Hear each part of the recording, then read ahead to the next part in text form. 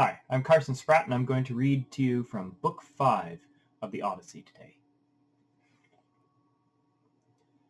Now Dawn rose from her bed, where she lay by haughty Tithonus, carrying light to the immortal gods and to mortals.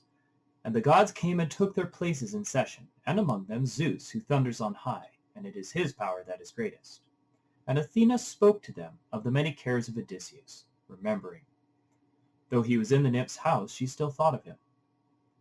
Father Zeus, and all other blessed gods everlasting, no longer now let one who is a sceptred king be eager to be gentle and kind, be one whose thought is schooled in justice, but let him always rather be harsh, and act severely, seeing the way no one of the people he was lord over remembers God like Odysseus, and he was kind, like a father. But now he lies away on an island suffering strong pains in the palace of the nymph Calypso, and she detains him by constraint, and he cannot make his way to his country, for he has not any ships by him, nor any companions who can convey him back across the sea's wide ridges. And now there are those who are determined to murder his dear son on his way home. He went in quest of news of his father to Pylos the Sacrosanct, and to glorious Lacedaemon. Then in turn Zeus, who gathers the clouds, made answer, My child, what sort of word has escaped your teeth's barrier? For is not this your own intention, as you have counselled it, how Odysseus shall make his way back and punish those others? Then bring Telemachus home skillfully, since you can do this, so that all without harm he can come back to his own country, while the suitors in their ship come back with nothing accomplished. He spoke, and then spoke directly to his beloved son Hermes. Hermes, since for other things also you are our messenger, announce to the nymph with the lovely hair our absolute purpose, the homecoming of enduring Odysseus, that he shall come back by the convoy neither of the gods nor of mortal people, but he shall sail on a jointed raft, and, suffering hardships, on the 20th day make his landfall on fertile Scheria, at the country of the Phaeacians, who are near the gods in origin, and they will honor him in their hearts as a god, and send him back by ship to the beloved land of his fathers, bestowing bronze and gold in abundance upon him, and clothing, more than Odysseus could ever have taken away from Troy, even if he had escaped unharmed with his fair share of the plunder. For so it is fated that he shall see his people and come back to his house with the high roof, and to the land of his fathers. He spoke, nor disobeyed him the courier Argiaphontes. Immediately he bound upon his feet the fair sandals, golden and immortal, that carried him over the water as over the dry, boundless earth abreast of the wind's blast. He caught up the staff with which he mazes the eyes of those mortals whose eyes he would maze, or wakes again the sleepers. Holding this in his hand, strong Argiaphontes winged his way onward. He stood on Pieria, and launched himself from the bright air across the sea, and sped the wave-tops, like a sheer-water who along the deadly deep waves of the barren salt sea goes hunting fish, and sprays quick-beating wings in the salt brine. In such a likeness Hermes rode over much tossing water. But after he had made his way to the far-lying island, he stepped then out of the dark blue sea, and walked on over the dry land till he came to the great cave, where the lovely-haired nymph was at home, and he found that she was inside. There was a great fire blazing on the hearth, and the smell of cedar split in billets, and sweetwood burning spread all over the island. She was singing inside the cave with a sweet voice as she went up and down the loom and wove with a golden shuttle. There was a growth of grove around the cavern, flourishing. Alder was there, and the black poplar, and fragrant cypress, and there were birds with spreading wings who made their nests in it, little owls and hawks, and birds of the sea with long beaks who are like ravens, but all their work is on the sea water. And right about the hollow cavern extended a flourishing growth of vine that ripened with grape clusters. Next to it there were 4 fountains, and each of them ran shining water, each next to each, but turned to run in sundry directions. And round about there were meadows growing soft with parsley and violets, and even a god who came into that place would have admired what he saw, the heart delighted within him. There the courier Argiaphontes stood and admired it. But after he had admired all in his heart, he went into the wide cave, nor did the shining goddess Calypso fail to recognize him when he saw him come into her presence. For the immortal gods are not such as to go unrecognized by one another, not even if one lives in a far home. But Hermes did not find great-hearted Odysseus indoors, but he was sitting out on the beach, crying. as before now he had done, breaking his heart in tears, lamentation, and sorrow, as weeping tears he looked out over the barren water. But Calypso, shining among goddesses, questioned Hermes when she had seated him on a chair that shone and glittered. "How is it, Hermes of the golden staff, you have come to me? I honor you and love you, but you have not come much before this. Speak what is in your mind. My heart is urgent to do it if I can, and if it is a thing that can be accomplished. But come in with me, so I can put entertainment before you." So the goddess spoke, and she set before him a table which she had filled with ambrosia, and mixed red nectar for him. The courier, Hermes Argiophontes, ate and drank them, but when he had dined and satisfied his hunger with eating, then he began to speak, answering what she had asked him. "You, a goddess, ask me, a god, why I came, and therefore I will tell you the whole truth of the tale. It is you who ask me. It was Zeus who told me to come here. I did not wish to. Who would willingly make the run across this endless salt water? And there is no city of men nearby, nor people who offer choice hecatombs to the gods, and perform sacrifice. But there is no other way for any god to elude the purpose of aegis-bearing Zeus, or bring it to nothing. He says you have with you the man who is wretched beyond all the other men of all those who fought round the city of Priam for 9 years, and in the 10th they sacked the city and set sail for home. But on the voyage home they offended Athena, who let loose an evil tempest and tall waves against them. Then all the rest of his excellent companions perished, but the wind and the current carried him here, and here they drove him. Now Zeus tells you to send him on his way with all speed. It is not appointed for him to die here, away from his people. It is still his fate that he shall see his people and come back to his house with the high roof and to the land of his fathers." So he spoke, and Calypso, shining among divinities, shuddered, and answered him in winged words, and addressed him. "You are hard-hearted, you gods, and jealous beyond all creatures beside, when you are resentful toward the goddesses for sleeping openly with such men as each has made her true husband. So when Dawn of the Rosy Fingers chose out Orion, all you gods who live at your ease were full of resentment, until chaste Artemis of the golden throne in Ortygia came with a visitation of painless arrows and killed him. And so it was when Demeter of the lovely hair, yielding to her desire, lay down with Iasion, and loved him in a thrice-turned field. It was not long before this was made known to Zeus, who struck him down with a cast of the shining thunderbolt. So now, you gods, you resent it in me that I keep beside me a man, the one I saved when he clung astride of the keel-board all alone, since Zeus, with a cast of the shining thunderbolt, had shattered his fast ship midway on the wine-blue water. Then all the rest of his excellent companions perished. But the wind and the current carried him here, and here they drove him, and I gave him my love and cherished him. And I had hopes also that I could make him immortal, and all his days to be endless. But since there is no way for another god to elude the purpose of aegis-bearing Zeus, or bring it to nothing, let him go. Let him go, if he himself is asking for this and desires it, out on the barren sea. But I will not give him conveyance, for I have not any ships by me, nor any companions who can convey him back across the sea's wide ridges. But I will freely give him my counsel, and hold back nothing, so that all without harm he can come back to his own country." Then in turn the courier Argiophontes answered her.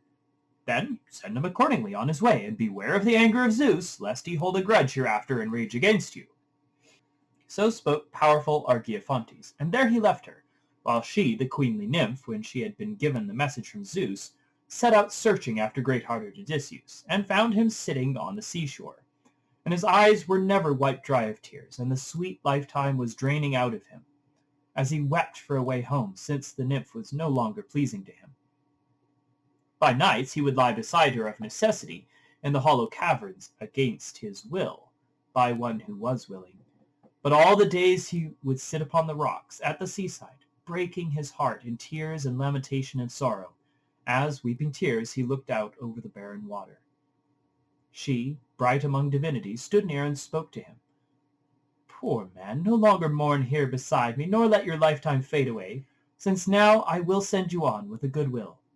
So come, cut long timbers with a bronze axe, and join them to make a wide raft, and fashion decks that will be on the upper side to carry you over the misty face of the water. Then I will stow aboard her bread and water and ruddy wine, strength-giving goods that will keep the hunger from you, and put clothing on you, and send a following stern wind after, so that all without harm you can come back to your own country, if only the gods consent. It is they who hold wide heaven, and they are more powerful than I to devise and accomplish." So she spoke to him, but long-suffering great Odysseus shuddered to hear, and spoke again in turn, and addressed her. "Here is some other thing you devise, O goddess. It is not conveyance when you tell me to cross the sea's great open space on a raft. That is dangerous and hard. Not even balanced ships, rejoicing in a wind from Zeus, cross over. I will not go aboard any raft without your good will, not unless, goddess, you can bring yourself to swear me a great oath that this is not some painful trial you are planning against me." So he spoke, and Calypso, shining among divinities, smiled, and stroked him with her hand, and spoke to him, and named him. "You are so naughty, and you will have your own way in all things. See how you have spoken to me, and reason with me. Earth be my witness in this, and the wide heaven above us, and the dripping water of the Styx, which oath is the biggest and most formidable oath among the blessed immortals, that this is no other painful trial I am planning against you, but I am thinking and planning for you just as I would do it for my own self, if such needs as yours were to come upon me. For the mind in me is reasonable, and I have no spirit of iron inside my heart. Rather, it is compassionate." So she spoke, a shining goddess, and led the way swiftly, and the man followed behind her, walking in the god's footsteps. They made their way, the man and the god, to the hollow cavern, and he seated himself upon the chair from which Hermes lately had risen, while the nymph set all manner of food before him to eat and drink, such things as mortal people feed upon. She herself sat across the table from godlike Odysseus, and her serving maids set nectar and ambrosia before her. They put their hands to the good things that lay ready before them, but after they had taken their pleasure in eating and drinking, the talking was begun by the shining goddess Calypso. "Son of Laertes and seed of Zeus, resourceful Odysseus, are you still all so eager to go on back to your own house in the land of your fathers? I wish you well, however you do it, but if you only knew in your heart how many hardships you were fated to undergo before getting back to your country, you would stay here with me and be the lord of this household and be an immortal, for all your longing once more to look on that wife for whom you are pining all your days here. And yet I think that I can claim I am not her inferior either in build or stature, since it is not likely that mortal women can challenge the goddesses for build and beauty." Then resourceful Odysseus spoke in turn and answered her. "Goddess and queen, do not be angry with me. I myself know that all you say is true, and that circumspect Penelope can never match the impression you make for beauty and stature. She is mortal, after all, and you are immortal and ageless. But even so, what I want and all my days I pine for is to go back to my house and see my day of homecoming. And if some god batters me far out on the wine-blue water, I will endure it, keeping a stubborn spirit inside me, for I already have suffered much and done much hard work on the waves and in the fighting. So let this adventure follow." So he spoke, and the sun went down, and the darkness came over. These two, withdrawn in the inner recess of the hollowed cavern, enjoyed themselves in love, and stayed all night by each other. But when the young dawn showed again with her rosy fingers, Odysseus wrapped himself in an outer cloak and a tunic, while she, the nymph, mantled herself in a gleaming white robe, fine woven and delightful, and round her waist she fastened a handsome belt of gold, and on her head was a wimple. She set about planning the journey for great-hearted Odysseus. She gave him a great axe that was fitted to his palms and headed with bronze, with a double edge each way, and fitted inside it a very beautiful handle of olive wood, well hafted. Then she gave him a well-finished adze, and led the way onward to the far end of the island, where there were trees, tall-grown, alder and black poplar and fir that towered to the heaven, but all gone dry long ago and dead, so they would float lightly. But when she had shown him where the tall trees grew, Calypso, shining among divinities, went back to her own house while he turned to cutting his timbers and quickly had his work finished. He threw down 20 in all and trimmed them well with his bronze axe and planed them expertly and trued them straight to a chalk line. Calypso, the shining goddess, at that time came back, bringing him an auger, and he bored through them all, and pinned them together with dowels, and then with cords he lashed his raft together. And as great as is the bottom of a broad cargo-carrying ship, when a man well skilled in carpentry fashions it, Such was the size of the broad raft made for himself by Odysseus. Next, setting up the deck boards and fitting them to close uprights, he worked them on, and closed in the ends with sweeping gunwales. Then he fashioned the mast with an upper deck fitted to it, and made in addition a steering oar by which to direct her, and fenced her in down the whole length with wattles of osier to keep the water out, and expended much timber upon this. Next Calypso, the shining goddess, brought out the sailcloth to make the sails with, and he carefully worked these also, and attached the straps and halyards and sheets all in place aboard her, and then with levers worked her down to the bright salt water. It was the 4th day, and all his work was finished. Then on the 5th day shining Calypso saw him off from the island, when she had bathed him and put fragrant clothing upon him. And the goddess put 2 skins aboard, one filled with dark wine, and the other, the big one, filled with water, and put on provisions in a bag, and stored there many good things to keep a man's strength up, and sent a following wind to carry him, warm and easy. Glorious Odysseus, happy with the wind, spread sails, and taking his seat artfully with the steering oar, he held her. He held her on her course, nor did sleep ever descend on his eyelids, as he kept his eye on the Pleiades, and late-setting Bootes, and the Bear, to whom men give also the name of the Wagon, who turns about in a fixed place and looks on Orion, and she alone is never plunged in the wash of the ocean. For so Calypso, bright among goddesses, had told him to make his way over the sea, keeping the Bear on his left hand. 17 days he sailed, making his way over the water, and on the 18th day there showed the shadowy mountains of the Phaeacian land where it stood out nearest to him, and it looked like a shield lying on the misty face of the water.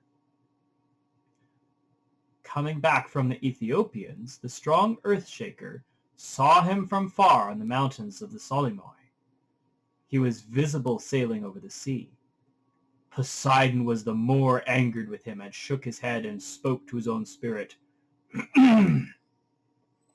For shame! Surely the gods have rashly changed their intentions about Odysseus, while I was away in the Ethiopians' land, and he nears the Phaeacian country, where it is appointed that he shall escape this great trial of misery that is now his. But I think I can still give him a good full portion of trouble. He spoke and pulled the clouds together, in both hands gripping the trident, and staggered the sea, and let loose all the storm blasts of all the winds together, and huddled under the cloud scuds land alike in the great water. Night sprang from heaven. East wind and south wind clashed together, and the bitter blown west wind and the north wind, borne in the bright air, rolled up a heavy sea. The knees of Odysseus gave way for fear in the heart inside him, and deeply troubled he spoke to his own great-hearted spirit. Ah, me unhappy! What in the long outcome will befall me? I fear the goddess might have spoken the truth in all ways when she said that on the sea and before I came to my country I would go through hardships. Now all this is being accomplished. Such clouds are these, with which Zeus is cramming the wide sky and has staggered the sea, and storm blasts of winds from every direction are crowding in. My sheer destruction is certain. 3 times and 4 times happy those Danaans were who died then in the wide Troy land, bringing favor to the sons of Atreus. As I wish I too had died at that time and met my destiny on the day when the greatest number of Trojans threw their bronze-headed weapons upon me, over the body of perished Achilles, and I would have had my rights and the Achaeans given me glory. Now it is by a dismal death that I must be taken. As he spoke so, a great wave drove down from above him with a horrible rush, and spun the raft in a circle, and he was thrown clear far from the raft, and let the steering oars slip from his hands. A terrible gust of storm winds whirling together and blowing snapped the mast tree off in the middle, and the sail and the upper deck were thrown far and fell in the water. He himself was ducked for a long time, nor was he able to come up quickly from under the great rush of the water, for the clothing which divine Calypso had given weighted him down. At last he got to the surface and spat the bitter salt sea water that drained from his head, which was filled with it. But he did not forget about his raft for all his trouble, but turned and swam back through the waves and laid hold of it, and huddled down in the middle of it, avoiding death's end. Then the waves tossed her about the current, now here, now there, as the north wind in autumn tumbles and tosses thistledown along the plain, and the bunches hold fast one on another, So the winds tossed her on the great sea, now here, now there. Now it would be south wind and north that pushed her between them, and then again east wind and west would burst in and follow. The daughter of Cadmus, sweet-stepping Ino, called Leucothea, saw him. She had once been one who spoke as a mortal, but now in the gulfs of the sea she holds degree as a goddess. She took pity on Odysseus as he drifted and suffered hardship, and, likening herself to a winged gannet, she came up out of the water and perched on the raft, and spoke a word to him. Poor man, why is Poseidon, the shaker of the earth, so bitterly cankered against you, to give you such a harvest of evils? And yet he will not do away with you for all his anger. But do as I say, since you seem to me not lacking in good sense. Take off these clothes and leave the raft to drift at the wind's will. And then strike out and swim with your hands and make for a landfall on the Phaeacian country, where your escape is destined. And here, take this veil, it is immortal, and fasten it under your chest, and there is no need for you to die nor to suffer. But when with both your hands you have taken hold of the mainland, untie the veil and throw it out in the wine-blue water far from the land, and turn your face away as you do so. So spoke the goddess and handed him the veil. Then herself, in the lightness of a gannet, slipped back into the heaving sea, and the dark and tossing water closed above her. Now long-suffering great Odysseus pondered two courses, and troubled he spoke then to his own great-hearted spirit. Ah me! Which of the immortals is weaving deception against me, and tells me to put off from the raft? But no, I will not do it yet, since I have seen with my own eyes that the shore, where she said I could escape, is still far from me. But here is what I will do, and this seems to me the best way. As long as the timbers hold together and the construction remains, I will stay with it and endure through suffering hardships. But once the heaving sea has shaken my raft to pieces, then I will swim. There is nothing better that I can think of. Now as he was pondering these ways in his heart and spirit, Poseidon, shaker of the earth, drove on a great wave that was terrible and rough on him. And as when the wind blows hard on a dry pile of chaff and scatters it abroad in every direction, so the raft's long timbers were scattered. But now Odysseus sat astride one beam, like a man riding on horseback, and stripped off the clothing which the divine Calypso had given him, and rapidly tied the veil of Ino around his chest, then threw himself headfirst in the water, with his arms spread, stroked as hard as he could. The strong earth-shaker saw him swimming, and shook his head and spoke to his own spirit. There now! Drift on the open sea, suffering much trouble, until you come among certain people who are the gods' fosterlings. Even so, I hope you will not complain that I stinted your hardships. So he spoke, and laid the lash on his fair-maned horses, and made his way to Aigai, where he has his fabulous palace. But now Athena, daughter of Zeus, planned what was to follow. She fastened down the courses of all the rest of the storm winds, and told them all to go to sleep now and to give over, but stirred a hastening north wind and broke down the seas before him, until Zeus sprung Odysseus, escaping death and the spirits of death, might join the company of oar-loving Phaeacians. Then he was driven 2 nights and 2 days on the heavy seas, and many times his heart foresaw destruction. But when dawn with the lovely hair had brought the 3rd morning, then at last the gale went down and windless weather came on. And now he saw the land lying very close to him as he took a sharp look, lifted high on the top of a great wave.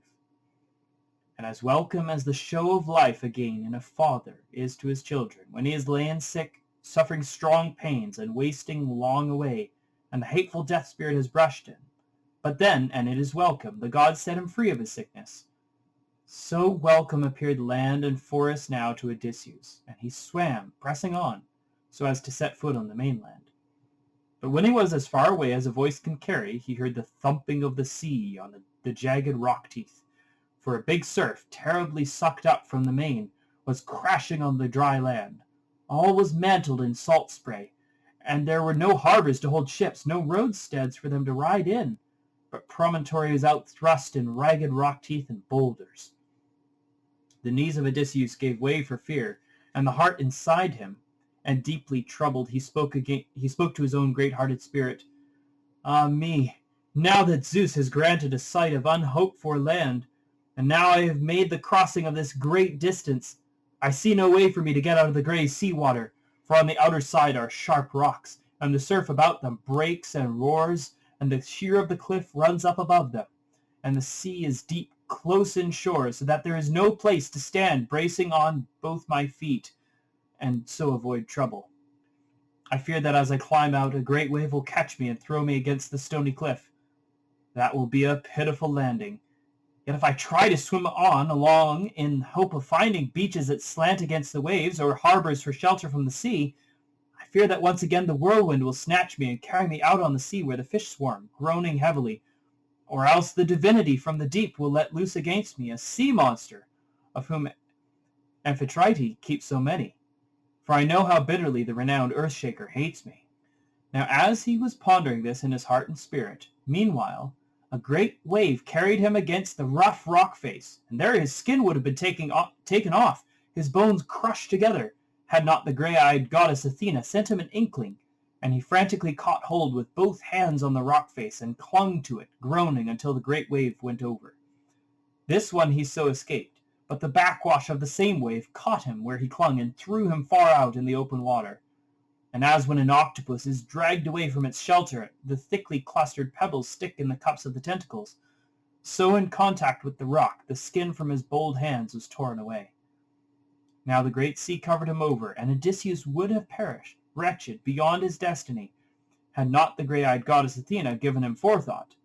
He got clear of the surf, where it sucks against the land, and swam on along, looking always toward the shore in the hope of finding beaches that slanted against the waves, or harbors for shelter from the sea. But when he came, swimming along to the mouth of a sweet-running river, this at last seemed to him the best place, being bare of rocks, and there was even shelter from the wind there. He saw where the river came out, and prayed to him in his spirit. "Hear me, my lord, whoever you are. I come in great need to you, a fugitive from the sea and the curse of Poseidon. Even for immortal gods, that man has a claim on their mercy who comes to them as a wandering man, in the way that I now come to your current and to your knees after much suffering. Pity me then, my lord. I call myself your suppliant."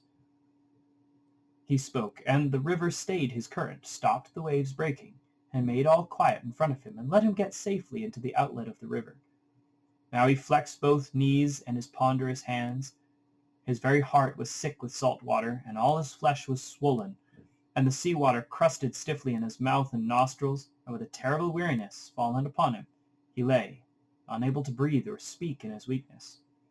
But when he got his breath back, and the spirit regathered into his heart, he at last unbound the veil of the goddess from him, and let it go, to drift in the seaward course of the river, and the great wave carried it out on the current, and presently Ino took it back into her hands.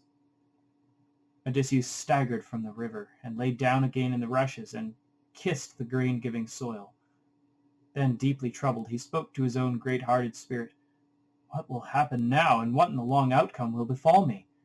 For if I wait out the uncomfortable night by the river, I fear that the female dew and the evil frost together will be too much for my damaged strength. I am so exhausted. And in the morning a chilly wind will blow from the river. But if I go up the slope and into the shadowy forest, and lie down to sleep among the dense bushes, even if the chill and weariness let me be, and a sweet sleep comes upon me, I fear I may become spoil and prey to the wild animals. In the division of his heart, this last way seemed best, and he went to look for the wood, and found it close to the water in a conspicuous place, and stopped underneath two bushes that grew from the same place, one of shrub and one of wild olive. And neither the force of wet-blowing winds could penetrate these, nor could the shining sun ever strike through with his rays, nor yet could the rain pass all the way through them, so close together were they grown, interlacing each other. And under these now Odysseus entered, and with his own hands heaped him a bed to sleep on, making it wide, since there was a great store of fallen leaves there, enough for 2 men to take cover in, or even 3 men in the winter season, even in the very worst kind of weather. Seeing this, long-suffering great Odysseus was happy, and lay down in the middle and made a pile of leaves over him. As when a man buries a burning log in a black ash heap in a remote place in the country where none live near his neighbors, and saves the seed of fire, having no other place to get a light from, so Odysseus buried himself in the leaves, and Athena shed a sleep on his eyes, so as most quickly to quit him, by veiling his eyes, from the exhaustion of his hard labors.